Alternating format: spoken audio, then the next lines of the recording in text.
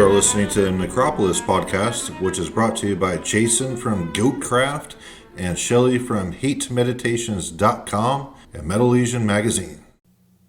Welcome to Necropolis. I am Shelley of the increasingly hateful HateMeditations.com. If you want some turgid, overwrought opinions on what's going on in metal today, check it out.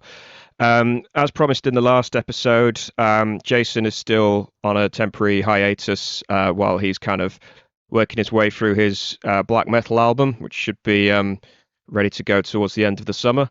But as promised, I will be trying my level best to keep the episodes coming.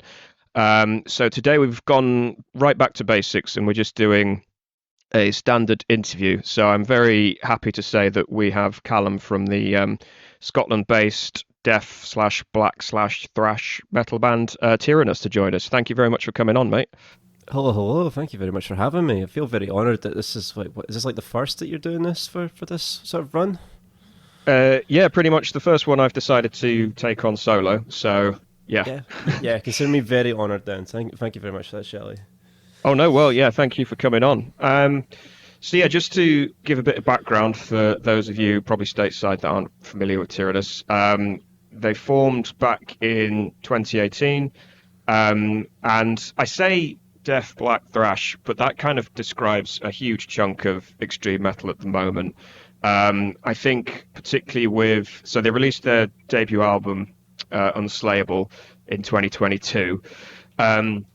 And I think the interesting thing about it, or what I found interesting, is unlike a lot of bands that kind of bill themselves as a mix of death and black, it's very kind of, the two influences are very flowing and they sort of run in together really, really well.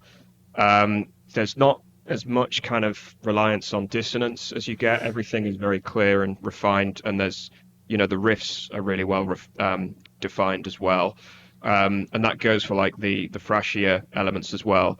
So just off the back of that, I wonder if you could just tell us, like, how you kind of got into metal, how you sort of started playing in metal bands, and sort of the early formation of Tyrannus. Cool. So the first point would be for me getting into metal. I don't think for my generation, and I think you and I are maybe similar in age, but for a lot of millennials, it was introductions via either family members or video games. For me, I would I make the joke often that Tony Hawk's, Need for Speed, and Grand Theft Auto are all basically what shaped my music taste as a child, and I don't really think I've deviated too far away ever since. I very much remember being very captivated by I think it was Rain and Blood that was on the Grand Theft Auto Vice City soundtrack, and then Alice in Chains on the San Andreas. So that, I'd say probably from around age 10 or 11, I kind of was very captivated by that kind of sound, whether I knew about it or not. That then kind of was then facilitated by family members, like either buying me like MP3 players when I was a kid and then loading them up with all sorts, like Linkin Park, Slipknot, Guns N' Roses. And then eventually you start making your own way through your own sort of musical journey. Going, for me, it was the big ones are like Trivium, Metallica, Megadeth, and then there's like kind of this escalation point where it's like, okay, I want something heavier, so that then, it only takes a year or so to go from thinking Master of Puppets but is the best and heaviest album ever, and then a year or so later it's Exhumed's Slaughter Cult.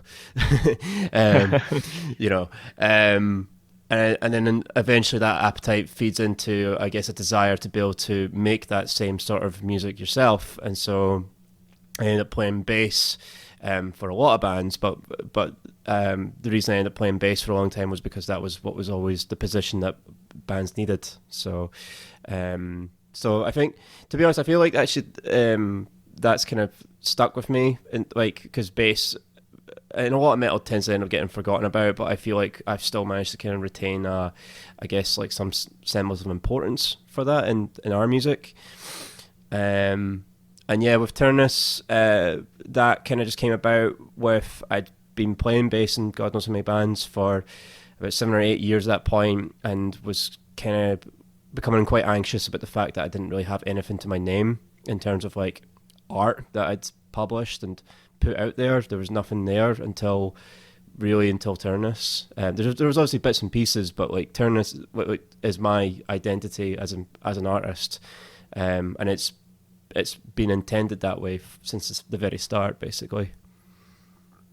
Okay, yeah. I mean, yeah, I guess we are showing our similar age there because you sort of mentioned bands like Trivium, and yeah, it immediately takes me back to like just on the cusp of going past new metal and getting into stuff like yeah, Arch Enemy and At the Gates and things. But yeah, I remember Trivium being massive around that time as well, and I think a lot of those bands are kind of partially responsible for the huge popularity of like extreme metal throughout the 2010s because yeah, I mean, a lot of people poo-poo those bands now, but I think they basically inspired a generation to get into metal one way or another.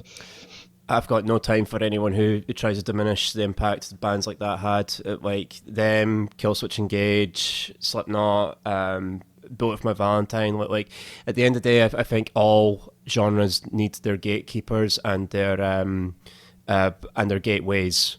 So like, and Trivium are probably one of the best examples of a gateway band of introducing harsher vocals and heavier guitars to a younger generation that are because those sort of harsher elements are offset by very clean production and very hooky songs. Well, yeah, and I mean, people used to say a similar thing about a band like Metallica back in the day around time of Master of Puppets. Like, there's balance on those old albums and stuff as well. So, cool. So yeah, sticking with Tyrannus. I think I came across you guys around the time you released the It Taketh demo in 2021, Yes. which does sort of form it's good introduction to what was going to become Unslayable. And kind of what struck me about it is for a kind of form of metal that's still very death metal orientated, everything sort of pivots on the riffs, but it does still use a lot of like there's a real atmospheric quality to it, a dark atmospheric quality to it that I'd be tempted to say is taken from black metal, although a lot of the riffs themselves are very, very kind of distinctively black metal. But yeah, there's this kind of, and it's not sort of overwhelming and fuzzy like you get with a lot of modern releases where they tend to sort of do this really cavernous production or stuff. It's still very like immediate and DIY. Were you sort of consciously trying to blend elements of like death and black metal, or was that something that just came naturally? So I think the best way to explain It Taketh is a response to our first self-titled EP, which neither I nor Alistair Dunn were happy with, but by the end of it, it didn't feel like a good representation of what we were capable of. So rather than kind of putting a lot of the time and effort into sort of the wrong directions that we had with that first EP, I guess It Taketh was just about writing songs that we really enjoyed making and sticking to my strengths in terms of songwriting. And like you say, like a lot of time it's just easy to write a riff and then make a song around that. The atmosphere, I think, comes from trying to maintain both consistency and intrigue in a song. So like with with the song It Taketh, it starts off as very sort of angular and sort of like thrashy and in your face, but then has a breakdown which helps kind of really level the atmosphere and kind of establish what you call a landscape in a way. And yeah, like the point of that is just to show like we can do something really good. We're so much better than what we kind of first showed ourselves to be. And then I guess the more atmospheric aspects to it were just to kind of add on to that, whether that be sort of like the mix that we've got on there or the Lake of the Undying afterwards. Again, just to kind of really, I guess that EP or demo, I should say, was a good way of us to sort of conceptualize Tyrannus and what we wanted it to be at that point.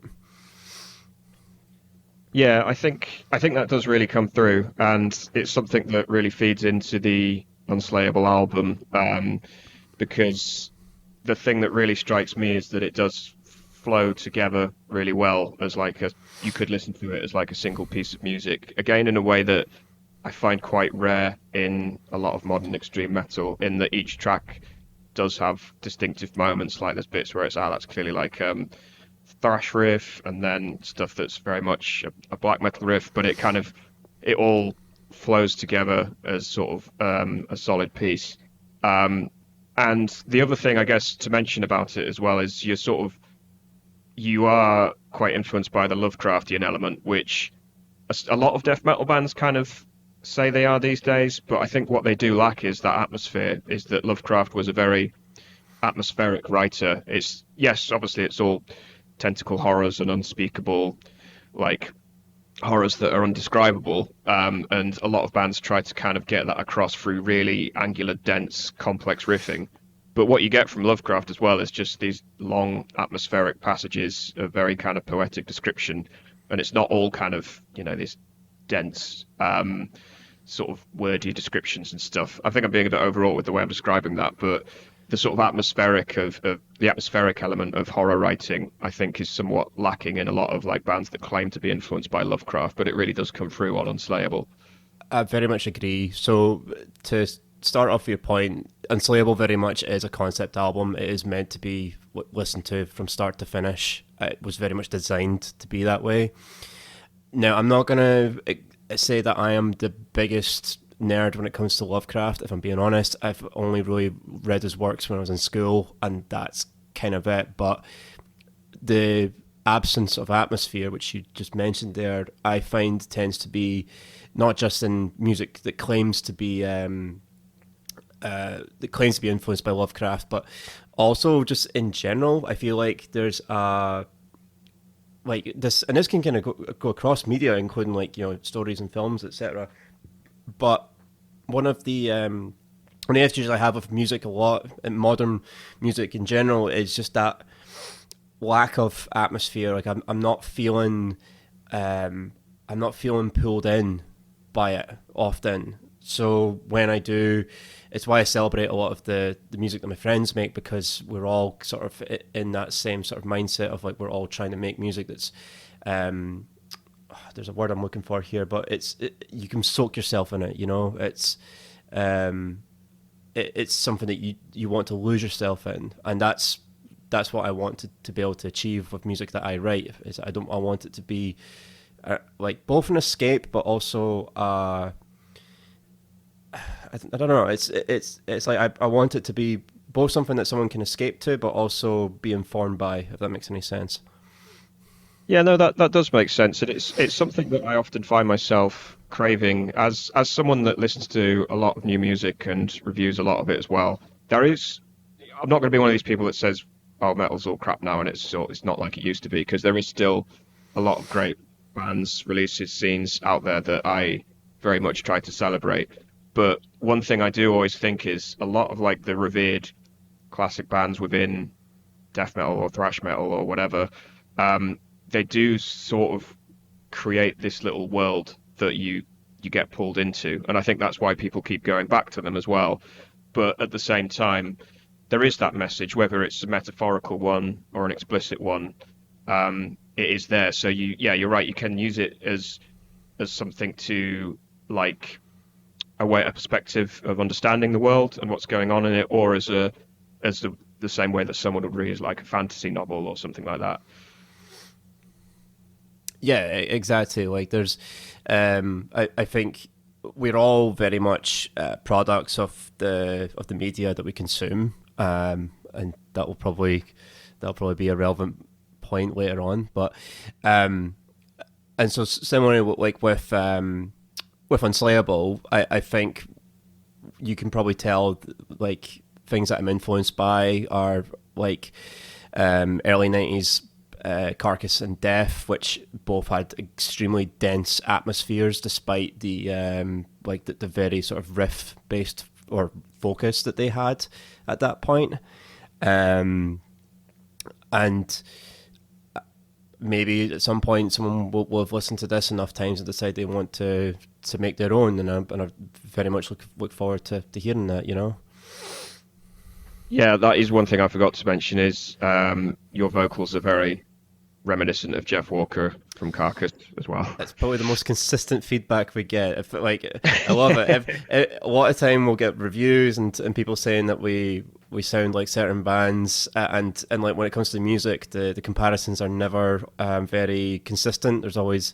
There's never like, we don't often get told like, musically what we sound like consistently, so which I'm very proud of. But yes, I get compared to Jeff Walker very, very often, and I am quite proud of that, if I'm being honest, because he is, to me, he is the best metal vocalist when it comes to that sort of style. I think the only reason that that I can be really compared to him is because I take his focus, which is on enunciation. So, you know, back when they were in their sort of symphonies of sickness, necroticism days, he's having to pull out, you know, these 7-syllable words straight out of medical dictionaries and still make them like you're able to hear what he's actually saying. And to me, like I just abhor vocal styles that seem to try to cover up their lyrics. I don't know if it's because they're not proud of their lyrics or what. But like maybe like singing about shagging dead fetuses it probably isn't a good look. I can probably understand that, but like, come on, like that doesn't mean you get to like make your vocals sound like a toilet bowl, you know? So yeah, that's all I'm going for. It's just enunciation, clarity. Yeah, I mean, it definitely comes through because the lyrics are pretty clear as you're listening to it, and it is another thing as someone who writes about a lot of metal, when it comes to actually discussing the vocals on a lot of death metal albums, it's just the vocals were guttural or the vocals were high pitched or mid range. It's like there's not really anything else to say about it. But I guess the fact that everyone keeps pointing to Jeff Walker is he does have such a distinctive voice. It's immediately recognizable compared to a lot of death metal vocalists. Whereas, you know, you were mentioning how the musical comparisons are pretty broad. I was trying to think of a reference point, for instance, for like the soloing on the album, which it's really distinctive and really lyrical as well, and it's not something you often see again. I think, again, people try to be a little bit too clever with solos these days, sort of lean too heavily into the progressive or dissonant or jazz sort of arena. But yeah, like the moment you mentioned something like Def, who, yeah, they obviously were sort of formative in the progressive death metal side, but Chuck had a really kind of distinctive lead guitar style as well that was still very accessible from a listener perspective, and that you could kind of hear the melody take shape and it wasn't sort of completely incomprehensible. Yeah, I mean, I really enjoy his guitar playing and songwriting, and the thing I would say that ties most of my influences together is that they're not really trying to be like known as a great guitarist. It just so happens that they're known as great guitar players because they wrote really good songs, and their soloing is an extension of that. I think the best guitar playing to me, especially when it comes to solos and leads, is something that you can sing. So like you can, when you listen to it, you can remember it because you're kind of humming along to it, and that's both as when you're playing it as a guitar player, but also when you're hearing it. Like one of my favorite guitar players ever is Jerry Cantrell from Alice in Chains, and his soloing is very much just an extension of his singing voice, and I think that's the smartest way that anyone can, like, if you're going to add guitar solos to music like this and try to make it sort of blend in rather than it just being, oh, okay, we're writing a metal song, we got to have that section after 3 minutes for the guitar solo, then you need to be like, you need to be making it an extension of the song, not just an overindulgence for the sake of the guitar player. Yeah, definitely. And as a listener, so I'm not a metal musician. I play piano, but it's not really related to metal at all, and I don't play it very well. So I'm speaking mostly as a listener here. The sense I get from a lot of contemporary extreme metal is that it's musicians' music, in that the players are very, very talented. There's a lot of creativity going in, but sometimes it's catered towards a certain crowd that would be able to spot particular chords, particular key signatures or changes or intervals or whatever, without really thinking about whether it works from a creative point of view, from a the point of view of actually communicating something to a wider audience. I say wider with the caveat that obviously we're still talking about extreme metal, so the audience will be sort of limited by its nature, but the fact that it needs to convey something before it needs to be technical or leverage a particular musical tradition or whatever. And that's not just for solos, that's kind of for, the craft of an entire piece, to be honest. But yeah, it can, like, the guitar solo can be very emblematic of a song's quality, I think, or the lack thereof. And your point about metal, it being sort of metal music in this sort of level, I guess, being music by musicians for musicians. I'm very proud of the fact that there are a lot of our people, I don't want to say fans because that feels like a weird thing to say, but there are a lot of people who enjoy our music who are not musicians at all. And if I don't mind admitting that I would much rather a non-musician tell me that they enjoy my work rather than someone say, "Oh, I really like that chorus pedal on your pedal board tonight, bro. Where'd you get it from?" Yeah. Well, that's going to be more common in metal as well, because there's a very high ratio of musicians to fans. So, yeah, that's kind of praise indeed if you're actually attracting the small portion of metal enjoyers that aren't themselves musicians. So, yeah, after Unslayable, you kind of had quite a long, extended period of gigging. Actually, one of the poorest timed gigs in history, because my son turns 1 on Friday, so I've been sort of a new father for the last year, and I think you played my hometown of Leeds a little while ago, and it was just not feasible for me to come out. So, well, congrats on being a new father. We've been very busy with the gigs. I think because there's been such a long build up to getting Unslayable out, we were just happy just to kind of ride that and get a lot of the just get as many opportunities out of it as you can, because realistically once an album's out, like, you've only got a little bit of time to be able to promote it and base your activity upon it before you have to start thinking about what's next for you. That Leeds show that we played was actually a really cool one, because it was like there was a very mixed audience of like metal fans and hardcore punk guys, and I remember playing, I think it was either the Flood or at Takeoff, and we had guys like two-stepping. I'm pretty sure it was the start of it Takeoff. I remember playing that, and yeah, a bunch of guys and girls two-stepping in the middle of the pit to that, and that was the first time we've ever seen that. And I'm like, I'm so down for this. yeah, that venue you played at, Boom, is like, it is the metal venue in Leeds, but it's primarily like a punk venue. Actually, I think it was last year they managed to book like Napalm Death for like a 2-night show there, because obviously it's a tiny little venue and it obviously sold out within 5 seconds. But so they played 2 nights, and obviously that kind of Napalm Death are one of the big unifying bands where you get punks and metalheads and goths and fans of like indie rock and so on. Everyone. Yeah. That's one of the things I wanted to mention, though, is kind of, I've been trying to, like I said, I've sort of not had as much time as I used to have to kind of dedicate to going to gigs and just being out there in the scene. But I did get a sense for a little while that like British death metal was undergoing a bit of a resurgence, because it's kind of always played second fiddle historically to Scandinavia and North America. And yeah, we've got our big names. We've talked about Carcass, and yeah, we've got like Bolt Thrower, Benediction, Cancer, and things. But more recently, with bands like Cryptic Shift and Slime Lord, who are kind of the same band, but very different sort of style, but made up of a lot of the same people from Leeds. You've got like Damning down in London. You've got Celestial Sanctuary, just to name a few. And you're slightly, because you've got such a much more pronounced black metal element, but I still sort of count you in what I would call like I hesitate to use put a label on it, but like this new wave of British death metal bands. do you kind of see yourselves as part of that? Do you like interact with a lot of these other bands? What's your sort of take on the health of the scene at the moment?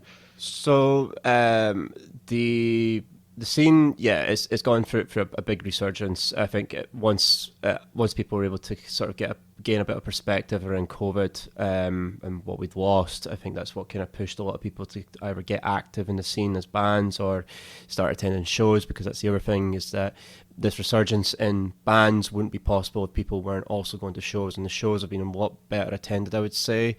It's maybe starting to taper off now, but certainly 22 and 23, the like most of the shows that I went to were very well attended, and that was just because we had that perspective.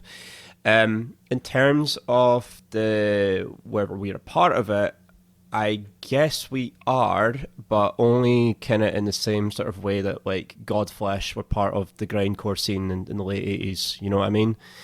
Yeah. Where we definitely are part of it, I would say, but the scene itself is maybe not our focus, because we're still trying to cultivate our own niche and our own, base, as it were.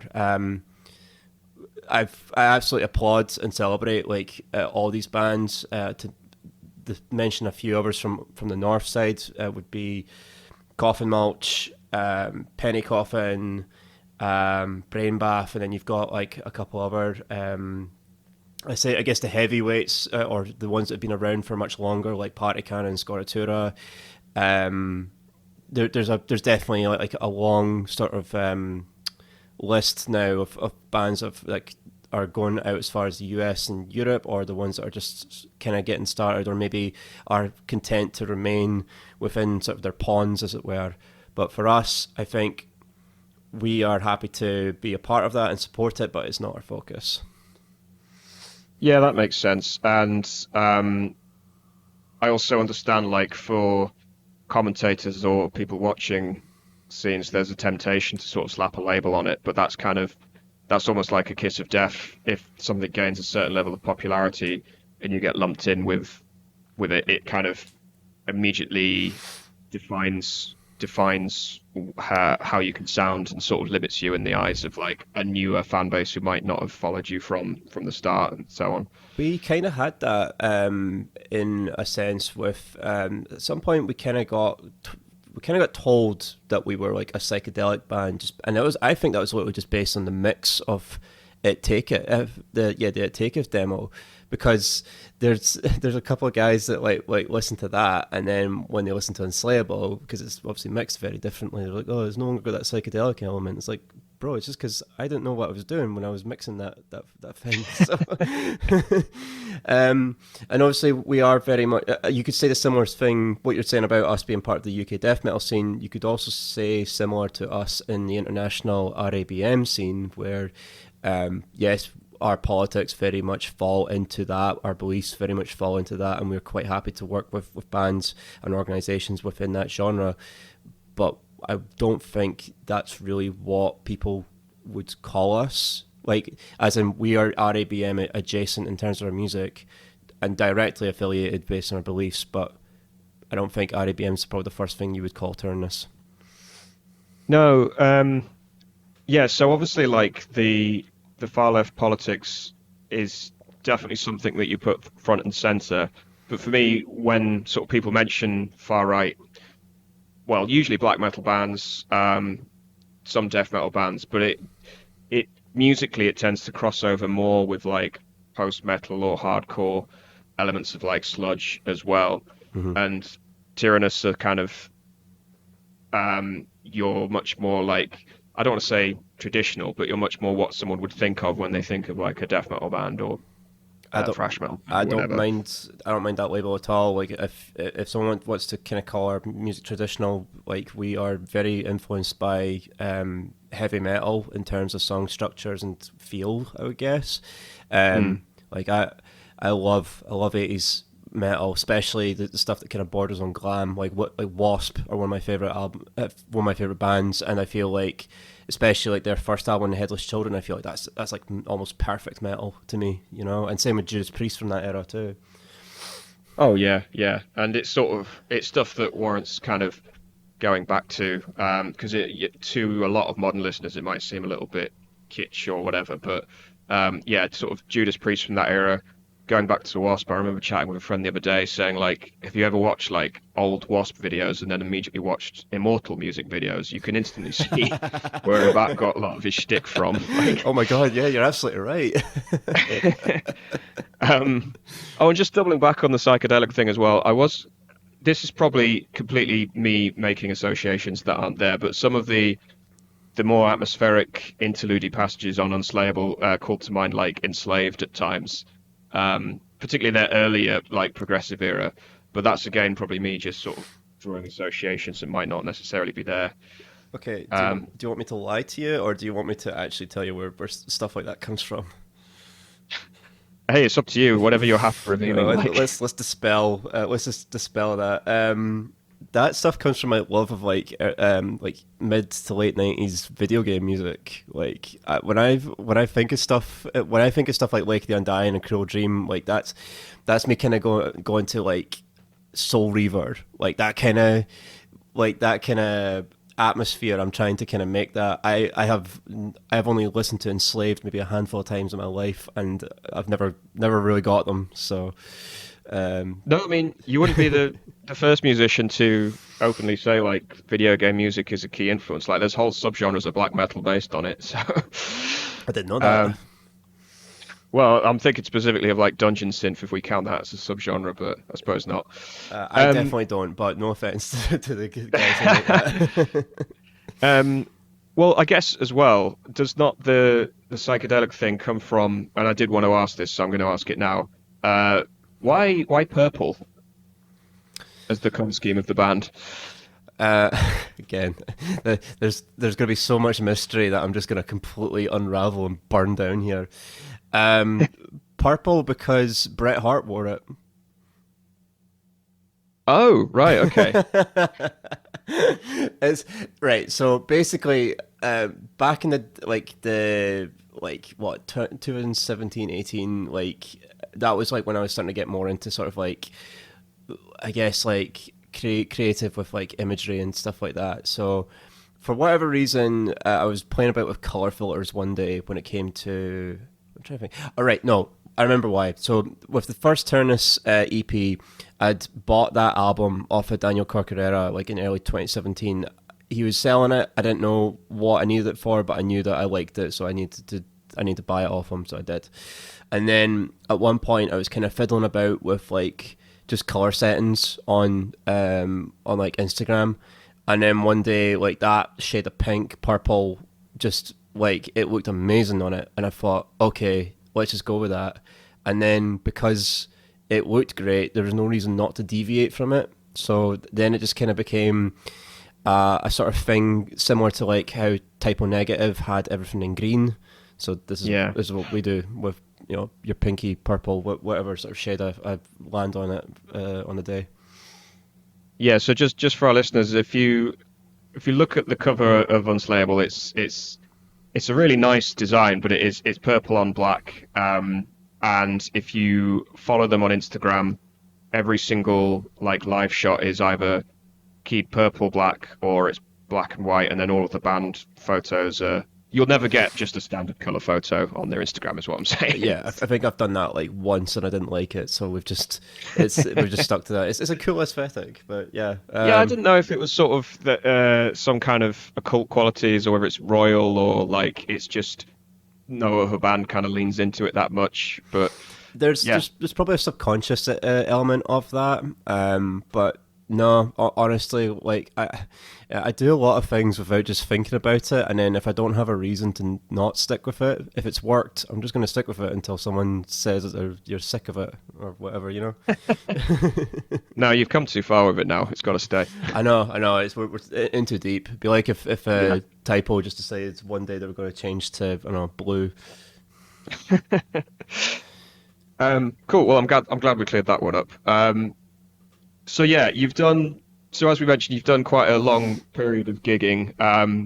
Has that now sort of come to an end? Are we back in the writing phase? What's coming up? I mean, not through choice, but yeah, basically. We've So Alistair Dunn, who I started this band with, he left us in October last year. We've gotten by with Oscar Mazurek filling in on drums for the UK tour we did with Seizure at the start of the year. And we've been working on album number 2 probably since like the end of 2022, actually. I've not stopped writing until pretty recently, actually. I think I still got out a new song that I'm intending for this album like last week. So we're now pretty much at the stage of we've got everything planned, we've got a whole pre-production demo, and now we just need to kind of get things into shape that we're completely happy with, and I'm hoping to have it ready fairly soon. Hopefully we can see a release early next year. I'd say at some point this year, but too many of my friends have released amazing albums, and I don't want to compete on album of the year slots with them. So, I mean, yeah, it's another one of these where a lot goes on in the background in terms of, because I've done it before. I've written and recorded albums with bands before, not in the metal scene. I've played in sort of goth bands, but it's kind of I don't think a lot of listeners realize how much goes into just like not only recording an album, but getting everything together in terms of the artwork, the release schedule, making sure you've got some gigs planned. And yeah, if you've got sort of lineup and admin like stuff to work through as well. But at the same time, with my sort of fan cap on, I do appreciate a bit of a gap between releases, because I think too many bands at the moment, especially, it tends to be more like the solo outfits where they just do everything at their home studio, but they tend to sort of have what I call release incontinence, where they just put out material and there's none of that sort of self-editing process where they think, actually, is this as good as it can be? Shall I delay it for a bit and sort of let it stew for a while? So I think a good, year and a half, 2 year gap at least is kind of where I'd like albums schedules to be. I prefer that as well, both as a fan and as a musician. Unfortunately, what you're describing there with the release incontinence, there's a pressure on sort of your modern metal musicians, or actually all creators, really, to have something out very soon after your last thing. It used to be, people were quite content to wait 2-3 years for your next album, but now, because of the very short-term digestion system of content consumption, there's this pressure where bands think they have to be releasing a single every 4 to 6 weeks, or they need to release an EP every 6 months to a year, and if they don't, then everyone's going to forget about them. And I will say I kind of felt that pressure a wee bit myself, but I'm trying my best not to kind of let that get to me. Yeah, it's difficult because it's not just a pressure coming from within, it's a pressure on, because everyone's public profile is kind of now dictated by social media, and they have very specific requirements of whether they're going to recommend you. Like, you like these pages, have you checked out these pages or whatever?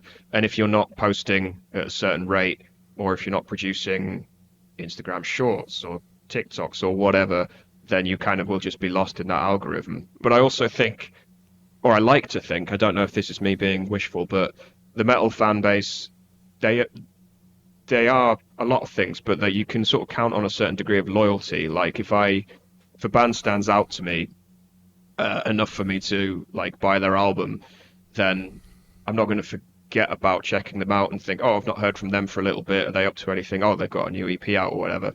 Whereas I find with a slightly more casualized fan base, they would just rely on whatever Spotify happens to chuck their way. I know there are other subcultures with music that are equally as dedicated, but I think it should be something that underground metal bands can rely on.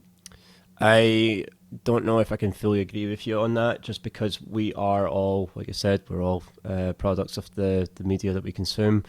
And part of that is down to sort of your trends of consumption. I think if you're someone who's between their, 20s and 30s, and you're used to spending however many hours a day going through YouTube, going through automated playlists on Spotify, going through your doom scrolling, and just using that to kind of entertain yourself throughout the day, because life is very uneasy these days.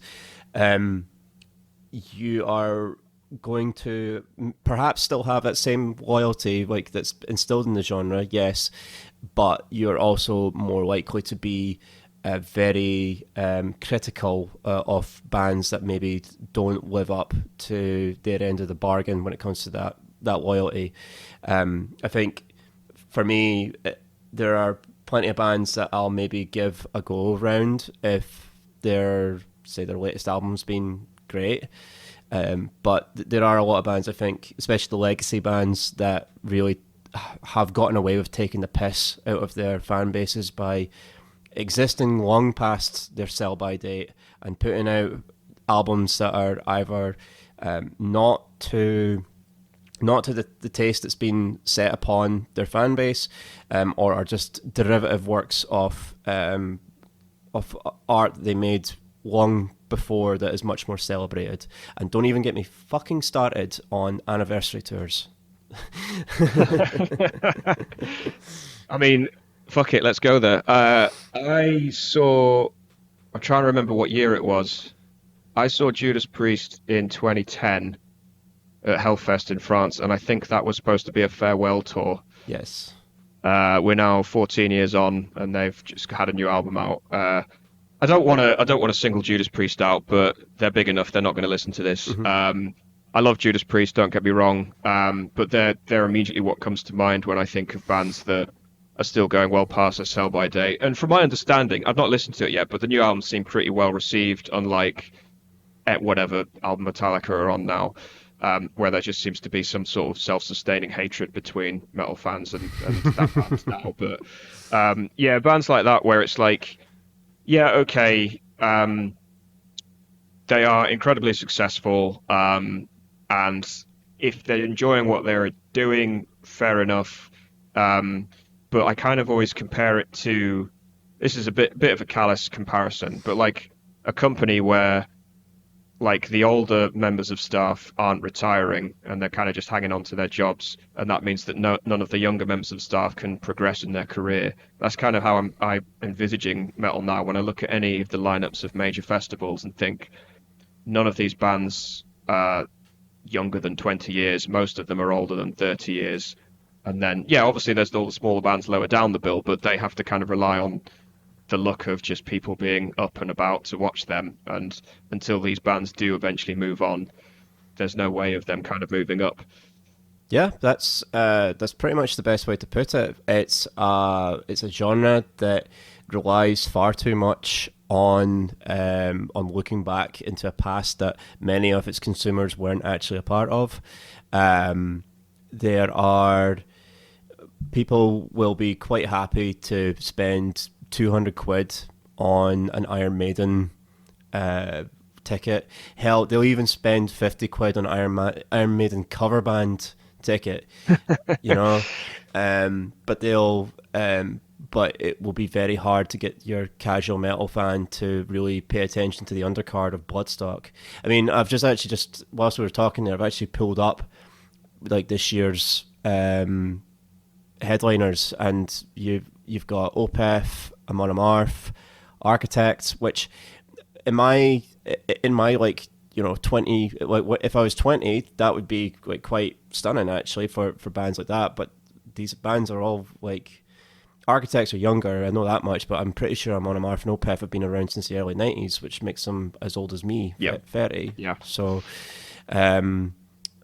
like, there's, and don't get me wrong, there are other genres out there that are maybe much more, I've got the opposite problem where they celebrate the new artists too much, and the older bands or artists have only got a shelf life that's as long as what they can produce.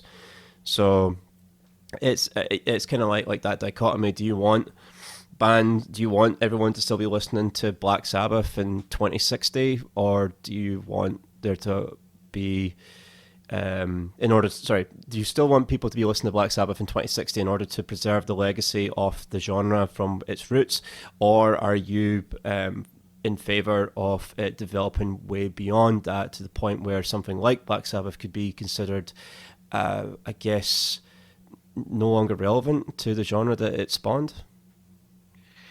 Yeah, it's an interesting dilemma because I think a lot about nostalgia within metal specifically, but you could extrapolate that to pop culture more generally. But metal in particular, its particular foible is the fan base is almost too aware of history in that metal fans all go back to Black Sabbath and in some cases even earlier, and tend to revere these milestones. And and with good reason. I'm not saying that they're not sort of classics in their own right, but there is a tendency to kind of lean too much into that to the point where, like if Black Sabbath reform again, it sucks all of the oxygen out of the scene and no one can actually get any kind of airspace at all.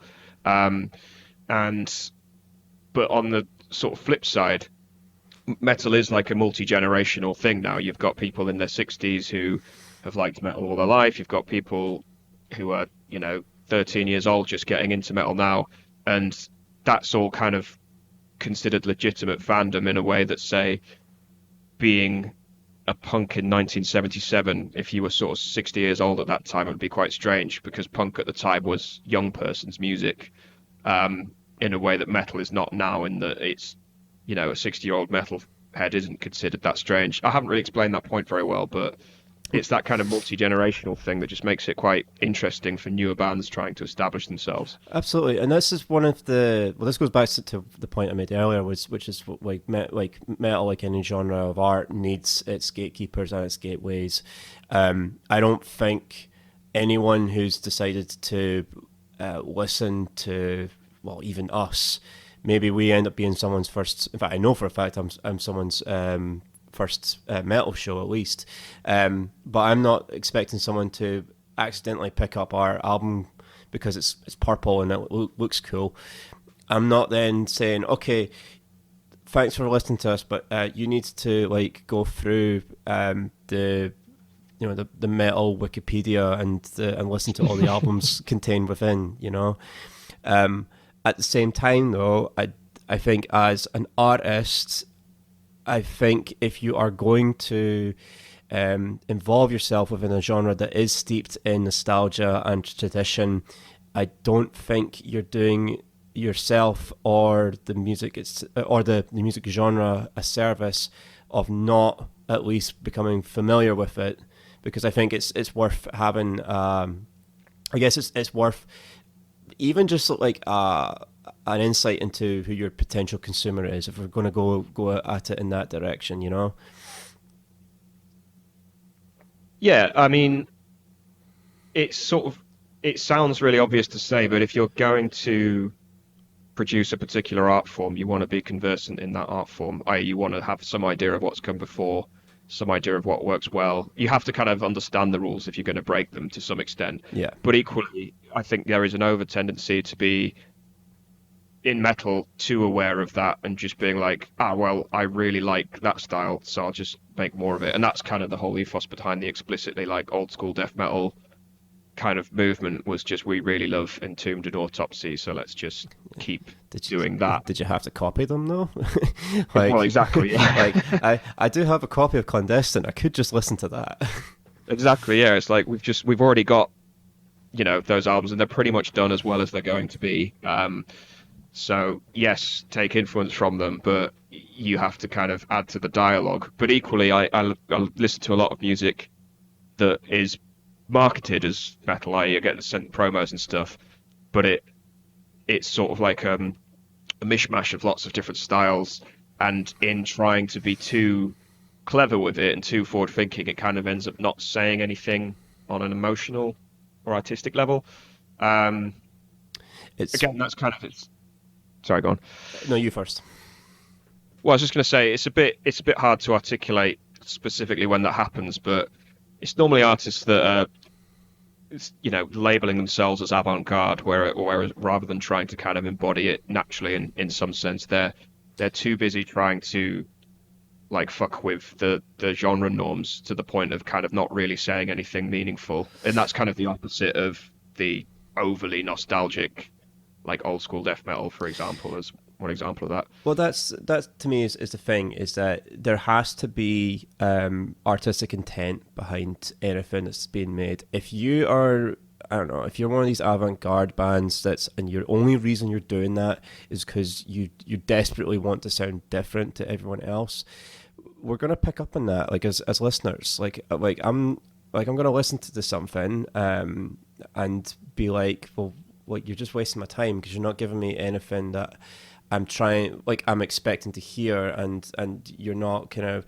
I guess, rewarding that Pavlovian sense that I've been conditioned into from listening to this genre for more than half of my adult life.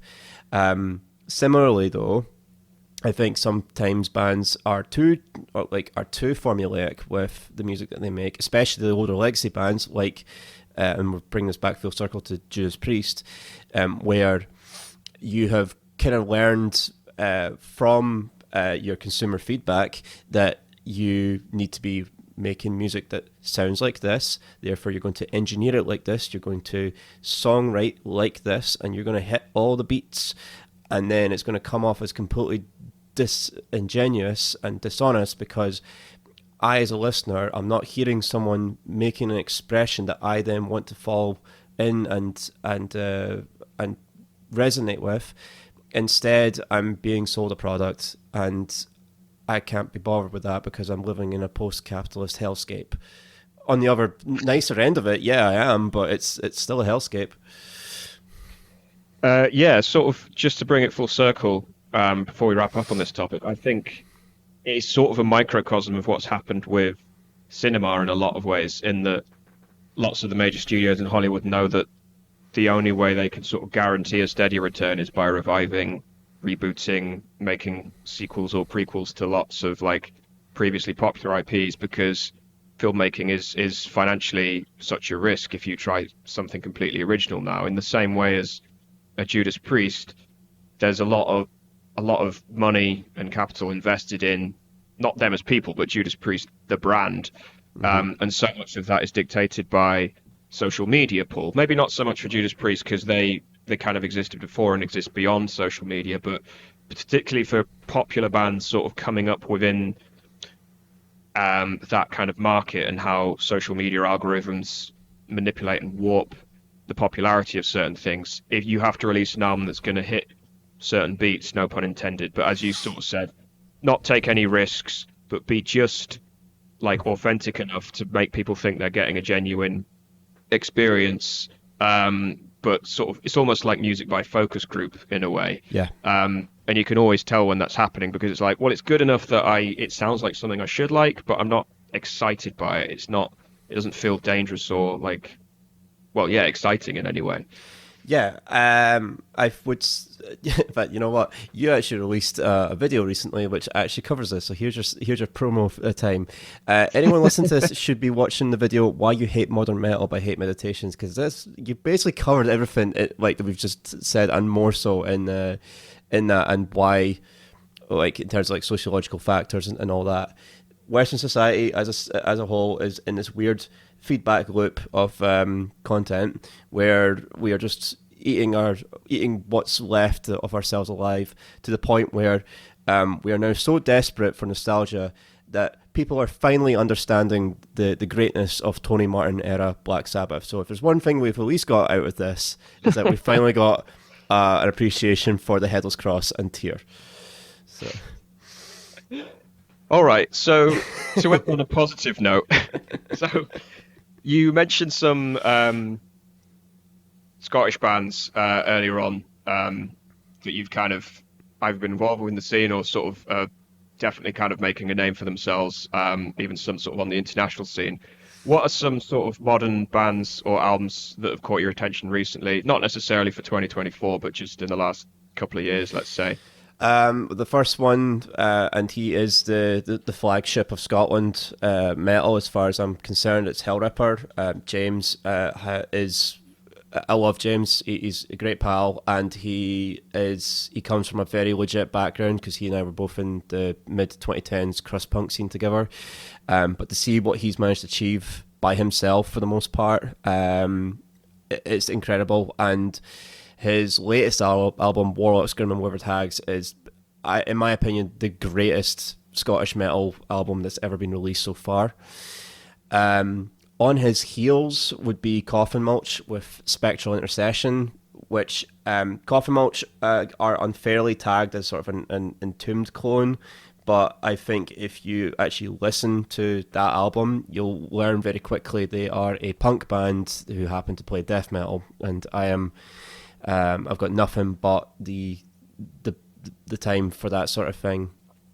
On the other sort of end of, like, I guess what you call more avant-garde, would be Ashenspire, who were very much catapulted to a much more broader international recognition thanks to one Anthony Fantano, and they won't mind me saying that. But he has a tremendous amount of power over the music meta, as it were. But regardless, I knew when I first heard Ashenspire's Hostile Architecture, back when it was just guitar profiles and MIDI, I knew for a fact that was going to be an incredible album, and I was right. It just took a little while and one guy's opinion to really catapult them to that level. Awesome. Yeah, I have others. Oh, sorry. No, go on. It's fine. Actually, no. Three's enough. We'll go for there. Although I will also throw out Penny Coffin because their last couple of EPs have also just been very great, sort of atmospheric death metal that's not pulling from the obvious places, and I've got all the time in the world for that. Yeah, I was lucky enough to see Hellripper a couple of years ago in Camden. I can't remember when it was now, but yeah, awesome gig. Yeah, I've got nothing against Anthony Fantano. I don't like the fact that he probably has more influence over what's popular in metal than anyone from within the scene, just because he's got such a giant following. So yeah, it's just the way things are. It's quite concerning that he's got that much power. Although he doesn't seem to be able to influence Spotify into being an ethical company, but maybe one day he'll oh no. Oh god, we didn't even touch on Spotify, but yeah, I've published a few essays on it before, but the conclusion is don't use it. And I don't. Well, yeah, streaming. So yeah, I mean, Anthony Fantano. I mean, I think he's a couple of years older than me, and he kind of got in early on the YouTube game. So he, and to be fair, he worked really hard at gaining a massive following. So yeah, that's why we are where we are. But yeah, awesome. So. Yeah, so we discussed new album. We've discussed your recommendations. Is there anything else? Any other sort of tidbits? Any hot takes? Any unpopular opinions you want to share before we wrap up?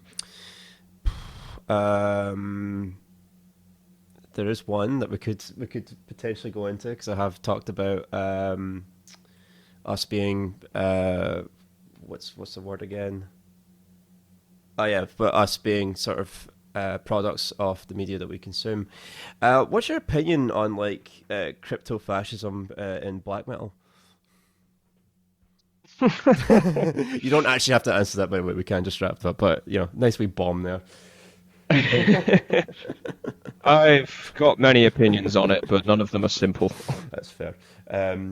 My basic opinion of it is, if you know a band's fucking dodgy, don't listen. Well, listen to them if you really have to. If you're really into like listen to music that's by like massive pieces of shit. But if you at the very least, don't fucking promote it and don't buy them a t-shirt. Christ. Yeah, I think there's room for nuance, but there are very clear red lines within that as well, where it's just like where people are obviously wrong-uns, then they don't deserve your time or airspace. But equally, I don't want to hold people accountable for enjoying certain types of music. Like, I do enjoy, as black metal being my kind of chief like my wheelhouse, as it were. I obviously encounter a lot of music by far right nut jobs, and I do enjoy some of it. I will freely confess that, but that's because music is quite a complex kind of artistic experience, and you can enjoy a range of music made by a lot of different people. But there is still kind of room for allowing for that while saying, well, yes, their views are abhorrent. I think the individuals are like unjustifiable in their beliefs, and they should be called out for that and not kind of given any airspace within the scene. And you are absolutely correct. I think that's probably the best take to have. I'm not gonna motherfuck someone for like listening to Philosophem. Like, if you want to do that in your own time, go right ahead. I'm not gonna be a weirdo who thinks they can police someone's taste, because unfortunately that's the kind of thing that will likely push someone like to the other side. As daft as that is, people are daft. My problem with it is the creators. So if you're a band and you're involved with dodgy shit, if you are telling me you're an anti-fascist and then going out to play Israel, fuck you, Afsky. We can. Then I'm going to have a massive issue with you and your dodgy mates, and you trying to really cover up for the fact that the guy that you've been touring with is a far right Nazi nut job. That I'm going to have an issue with. If you happen to go to a show, if you were a photographer at a show and didn't know, don't care. That's not an issue. That's just like things like that. Like, don't care. But yeah, it's all about intent when it comes to me. And just sort of going into it a little bit more. I know this could open up a whole new wait for this comment section. Naming no names in terms of bands and labels, but as someone that reviews a lot of music, you can often tell the dog whistles, because they're obviously not going to say their beliefs explicitly in promos and stuff, but you can see certain symbols, certain aesthetics, certain like use of language that kind of gives you a little red flag. And sometimes I'll be like, shall I review this EP? It's kind of passable. I'll look into the band, and then you go back to some of their earlier stuff and you look at the lyrics and you're like, oh no, that's who they really are, or they did like a split with some of a band that are just posing doing a Nazi salute in their photo on Metal Archives or something, and you think, yeah, my instincts were right on that. The dog whistles were there, and it's kind of, you just do a quick background check. Doesn't really take much Googling in most cases, and you think, yep, they're kind of connected to XYZ far right group or whatever. So you can use all the dog whistles you want, but you're not fooling anyone. Speaking of dog whistles, I think the easiest one to look at is if your band has a long history of just using wolves in a weird amount of imagery, it's probably not likely that you're furries. It's probably more, my lone wolf. Yeah, I have to be surrounded by all my friends in case someone who has a different opinion to me says I'm wrong, and yeah. Well, also, especially in black metal, like, I know that it's a genre that has a very fixed aesthetic, but wolves have been done to death. Like, can we move on? Choose a different animal. I want crocodiles in black metal. I want crocodile. This is why I'm bringing in squids. It's not too far removed from the aesthetic. So I want crocodiles. I want bears. I want what else is an intimidating animal? I don't know, just something that's got a bit more teeth and less fur, I guess. I say this as the most like I say this as the most traditional, avid black metal fan ever. I will take a purple squid any day over another pencil drawing of a black and white wolf. There we go. Well, thank you very much. So yeah, there we go. Well, Callum, it's been awesome to chat with you about Tyrannus and metal more broadly. I knew it would be a good discussion. So, yeah, thank you so much for joining with us today. No, you're absolutely welcome, Shelley, and thank you very much for having me. It's been an absolute honour and pleasure. No, you're very welcome. It's been an awesome chat, and thank you very much for listening. You can check out Unslayable on Bandcamp, and where else is it? Is it on Spotify? It's on all the streaming platforms, so you don't have to go on Spotify. You can go on Tidal, you can go on Amazon Music. Hell, you can even go on Deezer if you like, but don't for your own sanity. Don't use Deezer. And yeah, watch this place for more from Tyrannus. So yeah, thank you very much for listening, and enjoy the rest of your day. Goodbye.